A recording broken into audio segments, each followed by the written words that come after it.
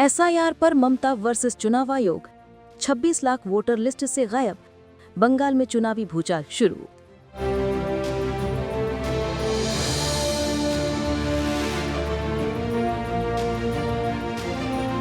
पश्चिम बंगाल, जहां चुनाव से पहले राजनीति हमेशा गर्माती है, लेकिन इस बार मामला और भी गंभीर है। चुनाव आयोग ने राज्य में वोटर लिस्ट के विशेष गहन पुनरीक्षण यानी एसआईआर अभियान की शुरुआत की है और इसके साथ ही एक ऐसी चौंकाने वाली जानकारी सामने आई है जिसने पूरे राजनीतिक माहौल को हिलाकर रख दिया है। चुनाव आयोग के अनुसार वर्तमान मतदाता सूची में करीब 26 लाख नाम 2002 की वोटर लिस्ट से मेल नहीं खाते। 26 लाख, ये संख्या मामूली नहीं बल्कि राज्य की राजनीति को बदल देने के लिए काफी है।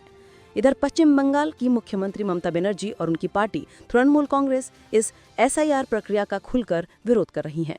उनका आरोप है कि ये पुनरीक्षण अभियान राजनीतिक रूप से प्रेरित है और इससे मतदाताओं के अधिकार प्रभावित होंगे। टीएमसी का दावा है कि इस प्रक्रिया का इस्तेमाल बंगाल के असली वोटरों को हटाने और नई वोटर लिस्ट में मनमाने तरीके से बदलाव करने के लिए किया जा रहा है। इतना ही नहीं, मुख्यमंत्री ममता बनर्जी ने तो इसे खतरनाक चुनावी हस्तक्षेप तक करार दिया है। विपक्ष बीजेपी का समर्थन। दूसरी ओर विपक्ष की प्रमुख पार्टी भारतीय जनता पार्टी इस प्रक्रिया का जोरदार समर्थन कर रही है। बीजेपी का आरोप है कि बंगाल की पुरानी वोटर लिस्ट में लाखों फर्जी नाम शामिल थे जिनका इस्तेमाल चुनावों में धांधली के लिए किया जाता था। चलिए आपको ये भी बताते चलते हैं कि भारतीय जनता पार्टी का इस पर क्या कहना है। बीजेपी कह रही है कि अगर 26 लाख नाम मैच नहीं हो रहे तो इसका जवाब टीएमसी को देना चाहिए। इस वजह से राज्य की राजनीति एक बार फिर दो ध्रुवों में बंट चुकी है। एक तरफ ममता बनर्जी का विरोध, दूसरी तरफ बीजेपी का समर्थन और बीच में खड़ा है चुनाव आयोग का चौंकाने वाला खुलासा। लेकिन सबसे शॉकिंग है चुनाव आयोग का बड़ा खुलासा जिसमें वो कह रहा कि 26 लाख नाम गायब। चुनाव आयोग ने बेहद महत्वपूर्ण जानकारी दी है। आयोग ने कहा है कि 2002 की वोटर लिस्ट और मौजूदा लिस्ट के बीच 26 लाख एंट्रीज मेल नहीं खाती। लेकिन ये अंतर क्यों है? क्या ये गलतियां हैं, फर्जी नाम या राजनीतिक जोड़ तोड़ का नतीजा? बंगाल में यही सबसे बड़ा सवाल बन चुका है। यह आंकड़ा इतना बड़ा है कि ये अकेले कई विधानसभा सीटों के नतीजों को प्रभावित कर सकता है। एसआईआर अभियान आखिर क्या किया जा रहा है? चुनाव आयोग के मुताबिक विशेष गहन पुनरीक्षण एसआईआर का दूसरा चरण शुरू हो चुका है। ये अभियान सिर्फ बंगाल ही नहीं बल्कि उन 12 राज्यों और केंद्र शासित प्रदेशों में चल रहा है जहां अगले साल चुनाव होने हैं।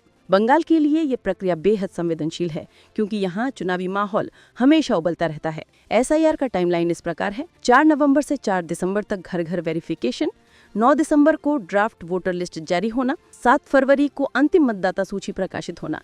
यानी आने वाले 3 महीनों में बंगाल की राजनीति में बड़ा फेरबदल देखने को मिल सकता है।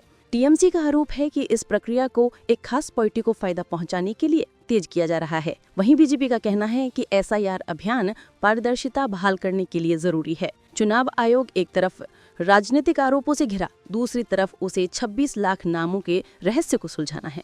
और जनता के मन में एक ही सवाल, क्या बंगाल की वोटर लिस्ट अभी तक सही थी या 20 साल से खेल चल रहा था? एसआईआर अभियान के साथ बंगाल में राजनीति की नई किताब खुल चुकी है। 26 लाख नाम, दलों के आरोप प्रत्यारोप और आने वाले चुनावों में संभावित चुनावी भूचाल, ये कहानी अभी शुरू हुई है और अगले महीनों में ये पूरा मामला बंगाल की राजनीति की दिशा बदल सकता है। इस खबर में इतना ही। अपडेट्स आप तक पहुंचाते रहेंगे। देखते रहिए one India Hindi. Subscribe to One India and never miss an update. Download the One India app now.